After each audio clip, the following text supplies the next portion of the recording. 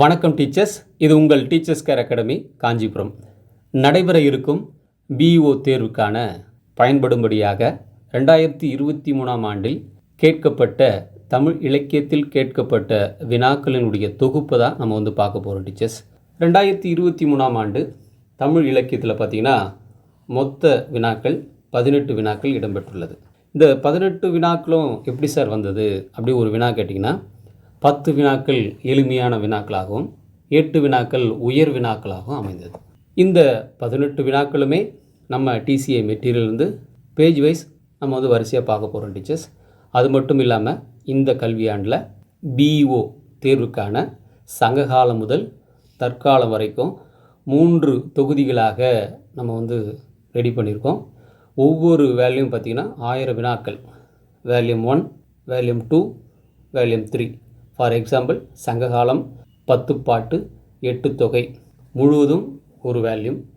தொடர்ந்து தற்காலம் வரைக்கும் 3 வேல்யூமாக நம்ம இந்த 2025ஆம் ஆண்டிற்கான பிஇஓ தேர்வுக்கு சிறப்பு கையேடு உருவாகியுள்ளது. ஒவ்வொரு வேல்யூம் பின்புறம் பார்த்திங்கன்னா 1000 வினாக்கள் இடம்பெற்றுள்ள டீச்சர்ஸ். அதை முதல்ல நான் தெரிவிச்சுக்கிறேன். அது மட்டும் இல்லாமல் 2019, 2023 நடைபெற்ற பிஇஓ தேர்வுக்கான வினாக்களும் இணைக்கப்பட்டுள்ளது. தொடர்ந்து 2023ஆம் ஆண்டில் கேட்கப்பட்ட தமிழ் இலக்கியத்தில் கேட்கப்பட்ட வினாக்களை பார்க்கலாம் டீச்சர்ஸ். பாருங்கள், தமிழ் இலக்கியத்தில் 18 வினாக்கள் இடம்பெற்றுள்ளது. வரிசையாக 18 வினாக்களும் பார்க்கலாம் டீச்சர்ஸ். முதல் வினா இந்திரன் பூசை இவள் அகலிகை இவன் சென்ற கௌதமன் சினனுர என்னும் பரிபாடல் தொடரில் வரும் பூசை என்பதற்கு பொருள். இந்த பரிபாடல் இடம்பெற்றுள்ள ஒரு தொடரில், அதாவது இந்த வரிகள் பார்த்திங்கன்னா நமக்கு வெளிப்படையாக தெரியும், புராண செய்திகள் இடம்பெற்றக்கூடிய ஒரு கருத்தாக தான் இந்த வினா எழுப்பியிருக்காங்க. ஃபார் எக்ஸாம்பிள் பரிபாடலில் நமக்கு நிறைய புராண செய்திகள் இடம்பெற்றிருக்கு. ஃபார் எக்ஸாம்பிள் முருகனுடைய பிறப்பு நமக்கு இந்த புராண செய்திகளாக இந்த பரிபாடல் இடம்பெற்றிருக்கு. முருகன் சூரனை வென்றது, முருகன் கிரௌஞ்ச மலையை பிளந்தது, இந்த செய்திகள் எல்லாம் புராண செய்திகள்லாம் இடம்பெற்றிருக்கு. அந்த அடிப்படையில் அகலிகையினுடைய செய்திகளும் இந்த பரிபாடலில் இடம்பெற்றிருக்கு. இந்த பரிபாடலில் இந்த வரிகளில் பூசை என்பது எந்த பொருளை உணர்த்தும்ன்ற கீழ்கண்ட 4 விடைகள் கொடுத்துருக்காங்க. தொழுகை, கடவுள், புலி, பூனை. இதற்கான சரியான விடை பூசை என்பது, பூனை என்பது தான் சரியான விடை. அதற்கான விளக்கம் பாருங்கள் டீச்சர்ஸ். இந்திரன் பூசை இவள் அகலிகை இவன் சென்ற கௌதமன் சினன் உர என்ற வரிகள் இடம்பெற்றிருக்கு.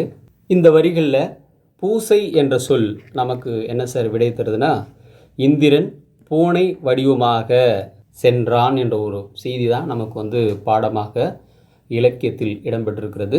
அப்போது பூசை என்பது, பூனை என்பது சரியான விடையாக நம்ம எடுத்துக்கலாம் டீச்சர்ஸ். அடுத்த வினா பாருங்கள் டீச்சர்ஸ்.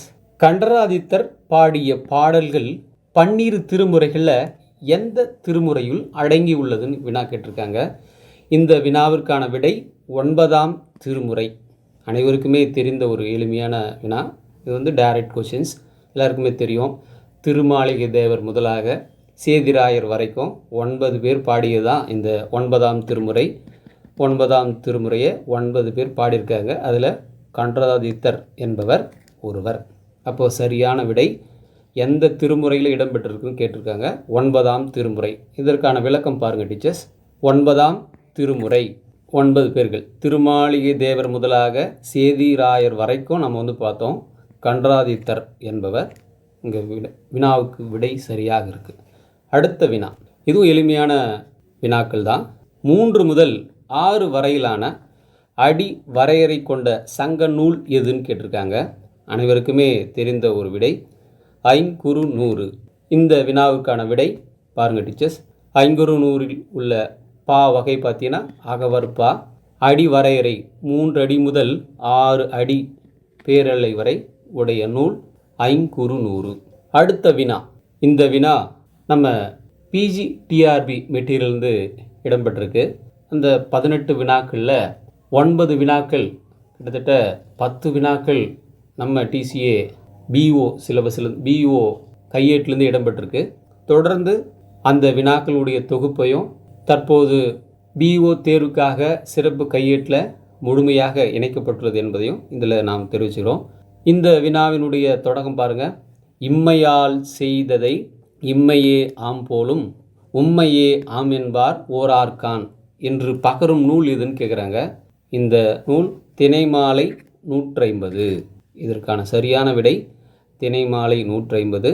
இந்த வினாவிற்கான விடையை பார்க்கலாம் டீச்சர்ஸ். பாருங்கள், இம்மையால் செய்ததை இம்மையே ஆம் போலும் உம்மையே ஆம் என்பார் ஓரார்கான். இந்த வரிகள் திணைமாலை 150ல் 123வது பாடலாக இடம்பெற்றிருக்கிறது.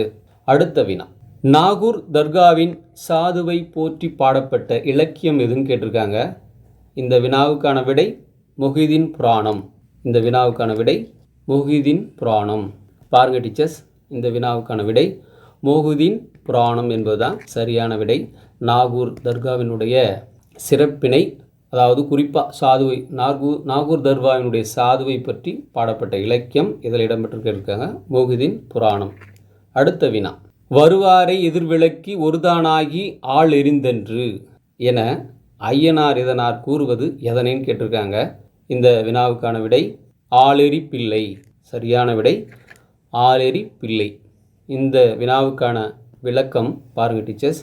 ஆளெரி பிள்ளை பகைவரை கண்டு பயந்து ஓடி வரும் கரந்தை மறவனை கண்டு தான் ஒருவனாகவே பகைவர்களை எதிர்த்து கொண்டொழிக்கும் ஆண்மை அப்படின்றத ஒரு வரிகளை இந்த இதில் கொடுத்துருக்காங்க.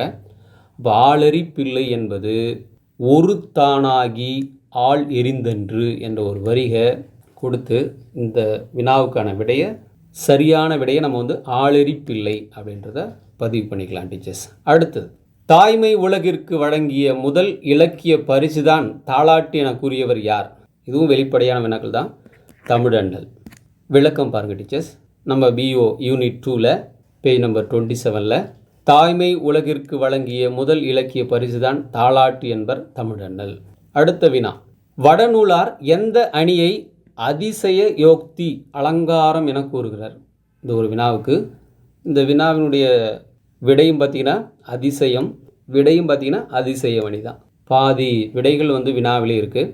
ஆப்ஷன் பி அதிசயவணி. இந்த வினாவிற்கான விளக்கம் பாருங்கள் டீச்சர்ஸ்.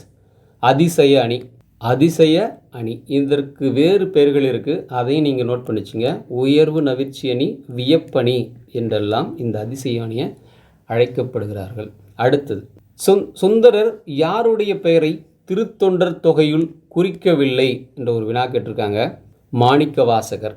இந்த வினாவுக்கான விளக்கம், திருத்தொண்டர் தொகையில் திருநாவுக்கரசர் பற்றி பேசியிருப்பார், திருஞான சம்பந்தரை பற்றி பேசியிருப்பார், திருமூலரை பற்றி பேசியிருப்பார். ஆனால் மாணிக்க வாசகர் என்ற பெயர் இடம்பெறவில்லை. அடுத்தது, இது எளிமையான வினாதான். பவத்திரம் மருகன பாவை நோற்ற காதை என் நூலில் இத்தொடர் உள்ளது. அனைவருக்குமே தெரிஞ்சது மணிமேகலை 30 காதைகள் இடம்பெற்றது.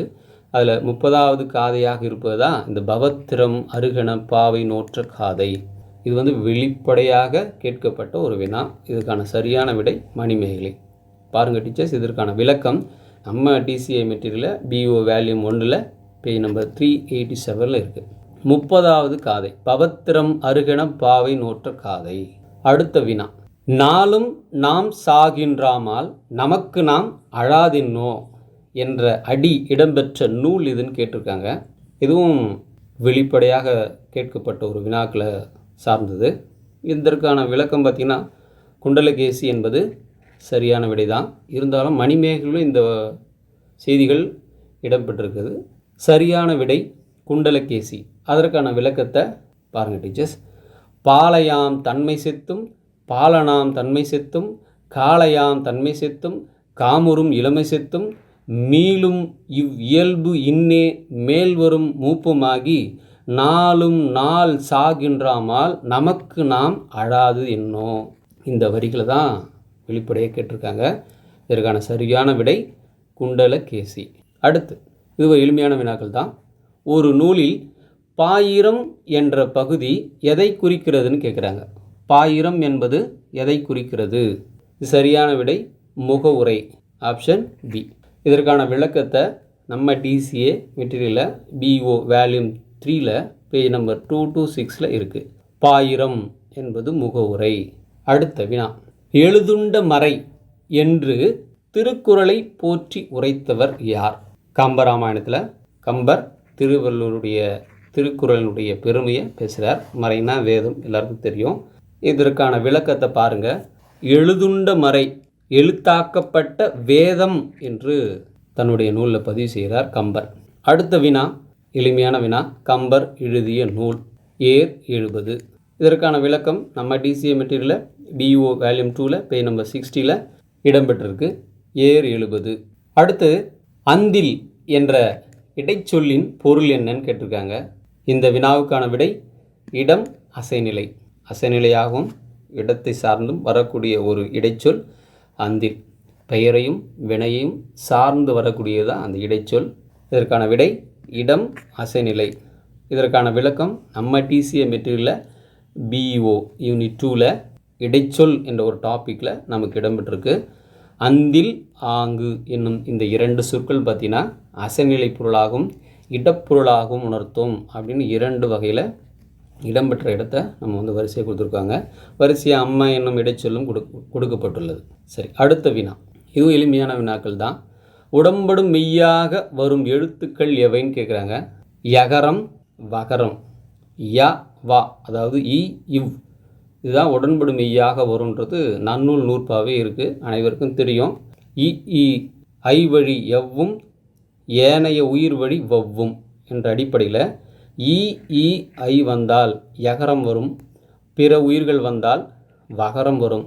இந்த இவ், இவ், இந்த 2 எழுத்துக்கள் இ, இவ், இந்த 2 எழுத்துக்கள் தான் உடன்படும் மெய்யாக வரும். நம்ம டிசிஏ மெட்டீரியலில் BO வால்யூம் 3ல் பேஜ் நம்பர் 231 இடம்பெற்றிருக்கு. அடுத்தது, சிற்றிசையும் பேரிசையுமாகி இசைத்தமிழில் கூறப்படுவது எது? இதற்கான சரியான விடை பண்ணத்தி, ஆப்ஷன் A. இதற்கான விளக்கம், இந்த வினாவுக்கான விடை பார்த்தீங்கன்னா நம்ம டிசிஏ மெட்டீரியலில் BO வால்யூம் 2ல் பேஜ் நம்பர் 15 இருக்குது. பண் அப்படின்னாலே நமக்கு தெரியும், எல்லாருக்கும் இசையை தான் உணர்த்தும். இசைப்பாட்டில் வரையறையான பொருள் அமைந்திருக்கும் என்ற ஒரு செய்தியை இங்கே பதிவு செய்கிறாங்க. இதுங்க தெரிஞ்சு வச்சுங்க டீச்சர்ஸ். அடுத்த வினா, எந்த அரசனுக்கு தமிழை அறிவிக்கும் பொருட்டு கபிலர் குறிஞ்சிப்பாட்டை பாடினார்? பாட்டுடை தலைவன் யாருன்னு கேட்குறாங்க. ஆரிய அரசன் பிரகதத்தன். இதுதான் சரியான விடை, ஆப்ஷன் B. இதற்கான விளக்கம் நம்ம BO மெட்டீரியலில் டிசிஏ மெட்டீரியலில் பார்த்தீங்கன்னா BO வால்யூம் 1ல் பேஜ் நம்பர் 164ல் இடம்பெற்றிருக்கு. பாவகை நேரிசை ஆசிரியப்பா கபிலர் ஆரியவரசன் பிரகதத்தனை தமிழ் அறிவித்திற்காக கபிலரால் பாடப்பட்ட இலக்கியம்தான் இந்த குறிஞ்சிப்பாட்டினுடைய நூல் அமைப்பு அப்படின்றத தொடக்கத்திலே 3வது வரியிலே இடம்பெற்றிருக்கு.